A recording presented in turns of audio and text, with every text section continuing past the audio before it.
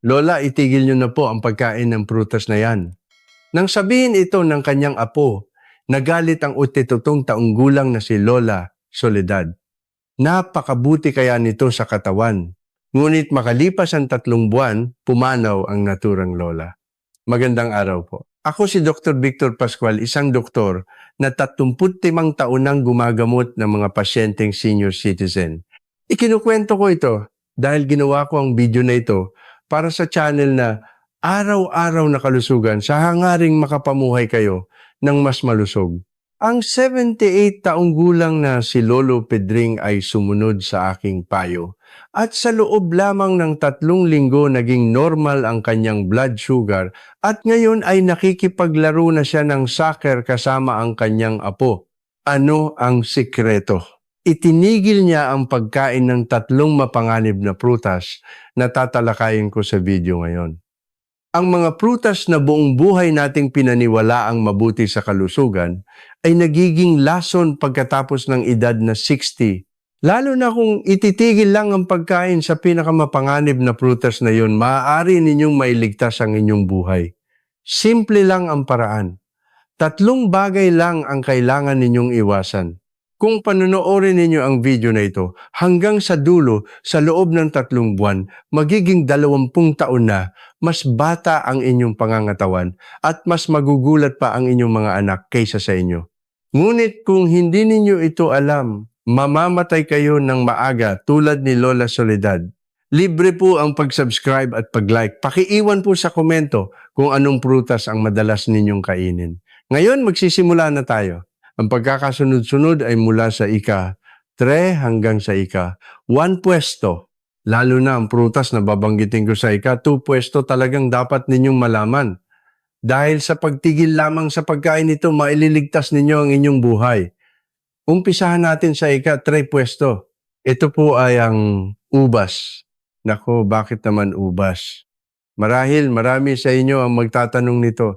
Hayaan ninyong ikwento ko ang tungkol sa 74 taong gulang na si Aling Corazon na bumisita sa aking klinika noong nakaraang buwan. Si Aling Corazon na nakatira sa Quezon City ay isang taong talagang maingat sa kanyang kalusugan. Araw-araw siyang nag-eehersisyo sa umaga at regular na umiinom ng kanyang mga gamot. Ngunit isang araw bigla na lang siyang hinimatay. Doktor, nung umagang iyon, kumain po ako ng isang buong kumpol ng ubas. Binili iyon ng apo ko, kaya masarap kong kinain. Ito ang sinabi sa akin ni Aling Corazon sa emergency room. Ang isang kumpol ng ubas ay may bigat na humigit kumulang 500 gramo. Alam nyo ba kung gaano karaming asukal ang taglay nito? Katumbas po ito ng 15 pirasong cube sugar. Para sa isang bata, maaring okay lang ito. Ngunit kapag tumuntong na sa edad na 60, hindi na kasing epesyente magtrabaho ang ating lapay pancreas, ang kakayahan nitong magproseso ng asukal ay nababawasan ng kalahati. Kaya naman tulad ni Aling Corazon, kung marami kayong kumain ng ubas, magkakaroon ng mga di pangkaraniwang reaksyon ng inyong katawan. Biglang bumibigat ang pakiramdam, madalas na umiihi at palaging nauuhaw. Bukod pa rito, makakaramdam kayo ng matinding pagod at mawawalan ng lakas sa buong araw. Sa malalang kaso, maaari kayong mawalan ng malay at himatayin. Kung ganun po, hindi na ba talaga ako pwedeng kumain ng ubas? Tanong ni Aling Corazon. Hindi naman po. Kung gusto ninyong kumain ng ubas, 10 butil lang po sa isang araw.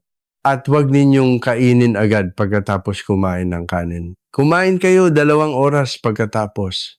Ngayon, normal na ang blood sugar ni Aling Corazon at malusog na siyang namumuhay. Mga kaibigan, masarap ang ubas. Ngunit pakatandaan, pagkatapos ng edad na 60, maaari itong maging lason. 30 minuto lamang matapos kumain ng ubas, maaaring lumitaw ang mga sintomas na ito. Biglang pagkahilo, malamig na pawis at mabilis na pagtibok ng puso. Pagkatapos nito darating ang matinding antok at bibigat ang ulo. Ito po ang senyales na ang ating katawan ay inatake ng bigla ang pagdami ng asukal. Pero teka, meron pang mas mapanganib na prutas kaysa sa ubas. Ang ika 2 at ika 1 pwesto ay talagang kagulat-gulat.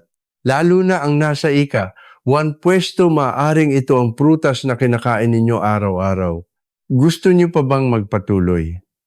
Ngayon sasabihin ko na ang ika at 2 pwesto. Ito ay isang prutas na talagang maaring magpatigil ng puso.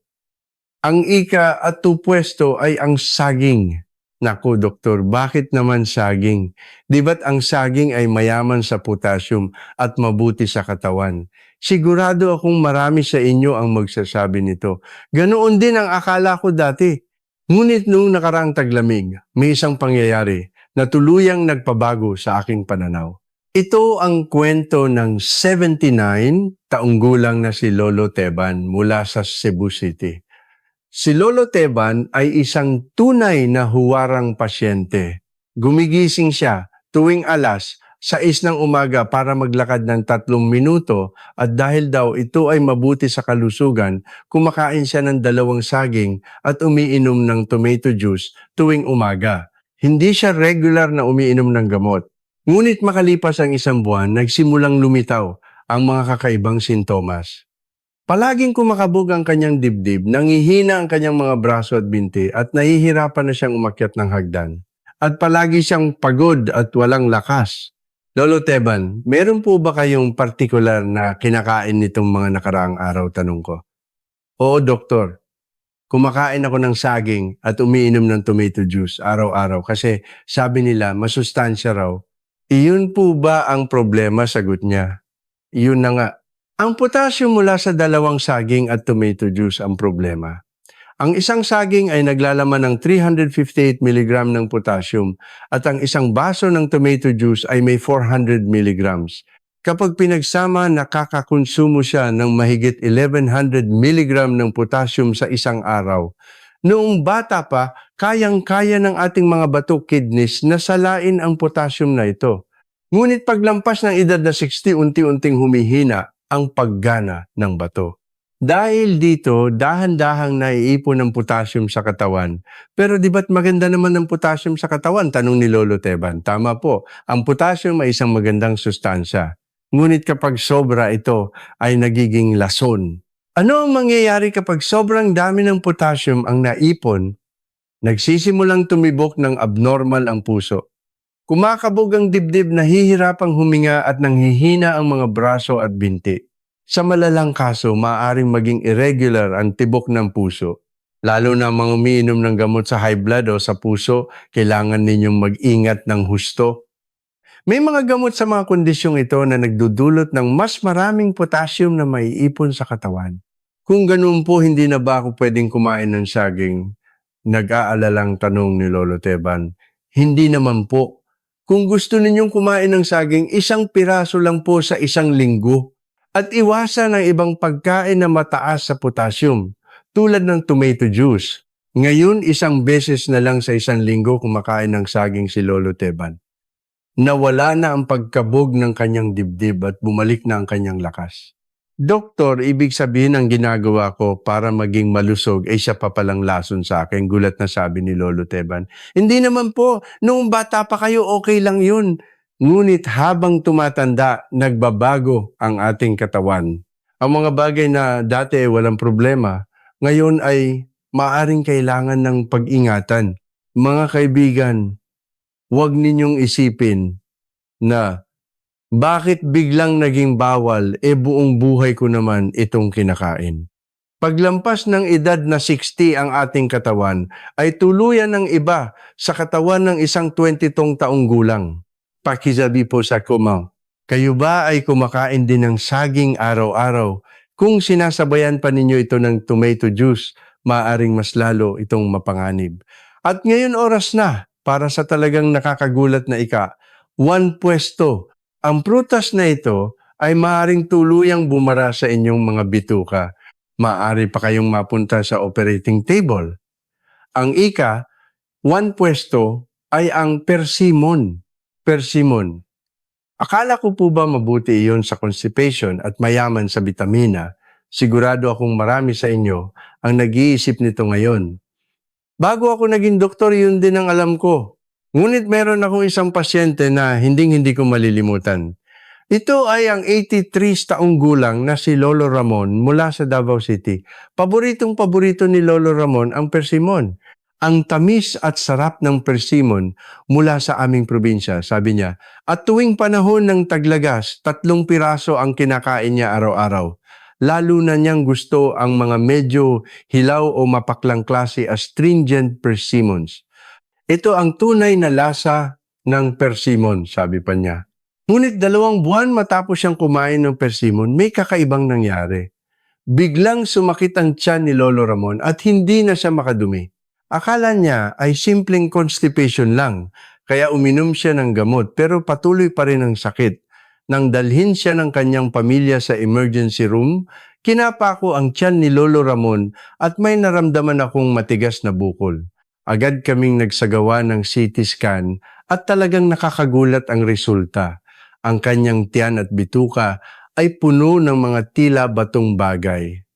Lolo Ramon, nakakain po ba kayo ng bato o anumang kakaibang bagay? Tanong ko. Hindi po. Persimmon lang ang kinain ko tulad ng dati, sagot niya. Yun na nga, persimmon ang salarin. Ang persimmon ay may sangkap na tinatawag na tanin. Lalo na sa mga mapaklang klase, 30% nito ay tanin.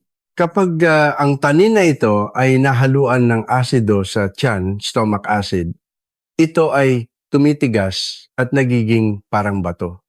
Tinatawag itong bezoar na literal na nangangahulugang bato sa tiyan. Kung kaunti lang po ang kinain, okay lang ba, tanong ng kapamilya ni Lolo Ramon? Ang problema, paglampas ng edad na 60, bumabagal ang paggalaw ng tiyan. Nung bata pa, mabilis gumalaw ang tiyan, kaya mabilis din itong naitutulak pababa ang pagkain. Ngunit habang tumatanda, humihina ang mga kalamnan ng tiyan. Kaya naman mas matagal na nanatili ang tanin sa tiyan na nagbibigay ng mas maraming oras para makabuo ng bato. Kinailangan ni Lolo Ramon na sumailalim sa operasyon. Binuksan ang kanyang tiyan upang isa-isang alisin ang mga bezoar. Sa kabutihang palad, naging matagumpay ang operasyon, ngunit ang pagsailalim sa general anesthesia at operasyon para sa isang 83 taong gulang na lolo ay isang napakadelikadong bagay. Kung ganoon, okay lang siguro ang matatamis na persimmon, sweet persimmons. Marahil ay may mga nag-iisip nito. Hindi po. Ang matatamis na persimmon ay mayroon pa ring tanin. Mas kaunti kaysa sa mapaklang klase, ngunit mayroon pa ring humigit kumulang 10%. Para sa mga taong lampas 60, maaari pa rin ito maging mapanganib. Bukod dito, mas nagiging mapanganib kung kakainin ng persimmon nang walang laman ng tiyan o kasabay ng gatas. Kapag naghalo ang protina at tanin, mas matitigas na bukol ang nabubuo. Kung ganun po, hindi na ba talaga ako pwedeng kumain ng persimmon malungkot? Natanong ni Lolo Ramon bago siya umuwi. Hindi naman po. Kung talagang gusto ninyong kumain, 1 piraso lang po sa 1 buwan at dapat ay balatan itong mabuti at hatiin sa 2. At hinding-hindi ninyo ito dapat kainin ng walang laman ng tiyan. Kainin ito 2 oras pagkatapos kumain. Ngayon, tuluyan nang itinigil ni Lolo Ramon ang pagkain ng persimmon. Mas mahalaga raw ang kanyang buhay. Sa halip mansanas o peras na ang kanyang kinakain. Doktor, ibig sabihin, ang paborito kong persimmon sa buong buhay ko ay muntik na pala akong patayin, gulat na sabi ni Lolo Ramon. Noong bata pa kayo, okay lang po. Ngunit paglampas ng edad, 60 lahat ng function sa ating katawan ay bumabagal. Ang mga bagay na dati ay walang problema, ngayon ay maaari nang maging banta sa buhay. Mga kaibigan, gaano man kasarap ang persimmon, walang mas hihigit pa sa halaga ng inyong buhay. Lalo na ang mapaklang klase, ito ay talagang mapanganib. Pakisabi po sa comments, kayo ba ay kumakain din ng maraming persimmon tuwing taglagas? Maaari po itong maging napakadelikado. At sa 3 prutas na nabanggit ko, alin po ang pinakanakagulat sa inyo? Pakiiwan din po sa komento. Ngayon sasabihin ko naman ang mga ligtas na prutas na maaaring ipalit sa mga mapanganib na ito. Sa pamamagitan lamang ng pag-alam nito, tuluyan ng magbabago ang natitirang bahagi ng inyong buhay. tatlong ligtas na alternatibong prutas. Palitan na ninyo ng mga ito. Ngayon, narito na ang mga ligtas na prutas na kapalit ng mga mapanganib. Una, sa halip na ubas, kumain ng mansanas. Kung gusto ninyong kumain ng ubas, palitan ito ng mansanas. Ang mansanas ay may sangkap na tinatawag na pectin na nagpapabagal sa pagtaas ng blood sugar. Hindi tulad ng ubas, hindi ito nagdudulot ng biglaang pagtaas ng asukal. Kalahating mansanas sa isang araw ay sapat na. Mas mabuti kung kakainin kasama ang balat. Sa katunayan, si Aling Gloria, isang 75 taong gulang na lola mula sa Pasig City, ay nagsabing gumaan ang kanyang pakiramdam 1 buwan lamang matapos niyang itigil ang ubas at palitan ito ng mansanas. Nawala na raw ang kanyang malamig na pawis at pagkahilo. Pangalawa, sa halip na saging, kumain ng kiwi. Ang potassium ng kiwi ay halos kalahati lang ng saging. Sa kabilang banda, mas marami itong vitamin C. Isang kiwi sa isang araw ay sapat na. Lalo itong mabuti para sa mga may constipation. Pangatlo, sa halip na persimmon, kumain ng peras. Ang peras ay mayaman sa tubig kaya madaling tunawin at halos walang mapanganib na sangkap tulad ng tanin. Kalahating pera sa isang araw ay sapat na at mas ligtas kung babalatan. Ito ang paraan na ipinapayo ko sa aking mga pasyente. Sa unang linggo, bawasan ng kalahati ang pagkain ng mapanganib na prutas at magdagdag ng 1 ligtas na prutas. Sa ikalawang linggo, tuluyan ng itigil ang mapanganib na prutas at puro ligtas na prutas na lang ang kainin. Ang ikatlong linggo ay ang panahon kung kailan nasasanay na ang katawan sa bagong fruit habit. Karamihan sa aking mga pasyente ay nagsasabing bumuti ng husto ang kanilang pakiramdam pagkatapos ng 3 linggo. Kung may miyembro ng pamilya na kumain ng mapanganib na prutas at nagpakita ng ganitong mga sintomas, dalhin agad sa ospital. Kung biglang sumakit ang tiyan at nagsusuka, o kung sobrang lakas ng kabog ng dibdib, o kung nanghina ang mga braso at binti at hindi na makatayo, tumawag sa 911. Lalo na kung kumain ng persimmon at hindi nakadumi sa loob ng 3 araw, ito ay isang napakadelikadong sitwasyon. Ang pagpapalit sa mga ligtas na prutas na nabanggit ko ay mahalaga, ngunit mas mahalaga ang tuluyang pagtigil sa mga mapanganib na prutas. Ituturo ko sa inyo ang mga praktikal na paraan kung paano ito tuluyang ititigil. Unang paraan, magsimula sa paglilinis ng refrigerator. Itapon ang lahat ng ubas, saging at persimmon sa inyong bahay. Alam kong marami sa inyo ang magsasabing, sayang naman kung itatapon ngunit mas mahalaga ang inyong buhay. Maging desidido sa pag-aayos at punuin ang espasyo ng mansanas, kiwi at peras. Ikalawang paraan, ipaalam agad sa inyong pamilya. Sabihin ng malinaw sa inyong pamilya na hindi na kayo kakain ng 3 prutas na ito. Baka kasi ang inyong mga anak sa kagustuhang magpakita ng pagmamahal ay bilhan kayo ng ubas o persimmon. Sabihan sila ng maaga na palitan ito ng mga ligtas na prutas. Si Aling Ninita, isang 77 taong gulang na lola mula sa Cebu, ay sinabihan ng kanyang anak ng ganito, "Anak, wag mo na akong bilhan ng ubas peras na lang. Iyon ang mabuti sa kalusugan ni nanay." Naunawaan naman daw ng anak niya at ngayon, peras na lang ang binibili para sa kanya. Ikatlong paraan, mag-ingat kapag namimili sa grocery. Pagdating sa grocery, huwag huminto sa fruit section, lalo na sa panahon ng taglagas, kung kailan magagandang nakadisplay ang mga persimmon, lampasan lang ito, sa halip dumiretso sa section ng mga ligtas na prutas. Kung talagang gusto ninyong kumain ng prutas, gumawa ng listahan bago mamili. Isulat ang 3 mansanas, 5 kiwi, 2 peras, at iyon lang ang bilhin ninyo. Ika-4 na paraan, mag-ingat din sa mga restaurant.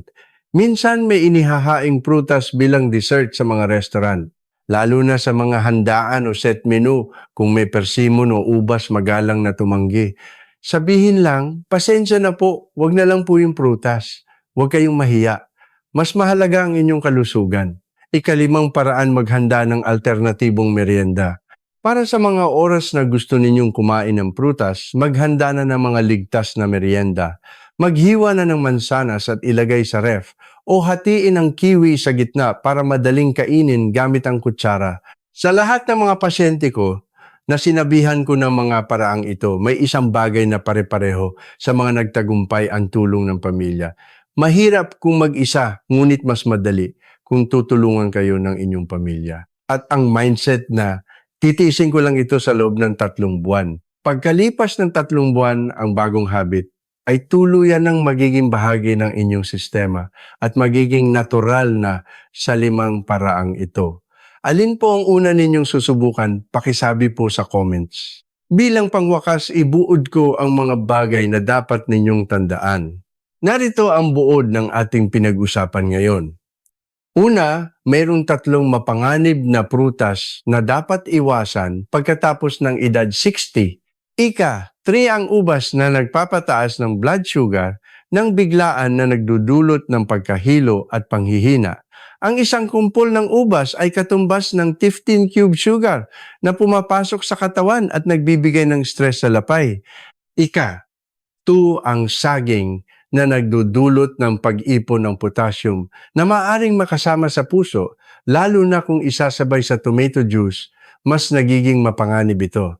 Ang mahigit 1100 mg ng potassium sa isang araw ay maaaring magdulot ng pagkabog ng dibdib at panghihina. At ika, 1 ang persimo na maaaring makabuo ng bezoar o bato sa tiyan na bumabara sa bituka at maaaring mauwi sa operasyon. Ang 30% na tannin sa mapaklang klase kapag nahaluan ng asido sa tiyan ay tumitigas na parang bato at nagdudulot ng napakadelikadong sitwasyon. Pangalawa, may mga ligtas na alternatibong prutas. Palitan ng ubas ng mansanas, saging ng kiwi at persimmon ng peras. Ang pectin sa mansanas ay nagpapabagal sa pagtaas ng blood sugar. Ang kiwi ay mababa sa potassium pero mayaman sa vitamin C. Ang peras ay mayaman sa tubig at hindi nagbibigay ng bigat sa panunaw.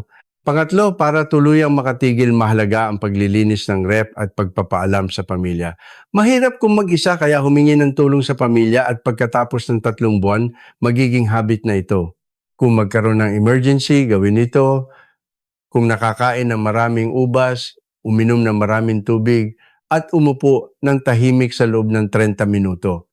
Kung nahihilo, humiga agad, at kung may malamig na pawis o mabilis na tibok ng puso, ipaalam sa pamilya. Kung nakakakain ng maraming saging, obserbahan kung kumakabog ang dibdib. Kung nanghihina ang mga braso at binti o nahihirapang huminga, pumunta agad sa ospital. Lalo na ang mga umiinom ng gamot sa high blood, mag-ingat ng husto. Kung nakakain ng persimmon, obserbahan ang pagdumi sa loob ng 3 araw.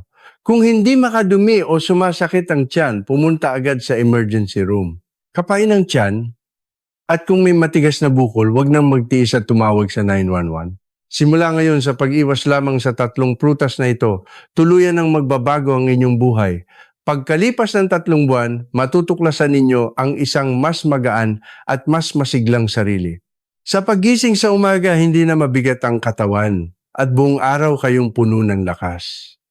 Mababawasan ang pagpunta sa ospital at hindi na kayo magiging alalahanin ng inyong mga anak. Maririnig ninyo ang mga salitang, "Tatay, nanay, gumanda po ang lagay ninyo ngayon." Higit sa lahat, magkakaroon kayo ng malusog na pagtanda. Magiging lolo at lola kayo na kayang makipaghabulan sa inyong mga apo. Makakapag-travel kayo at magagawa ang lahat ng gusto ninyong gawin.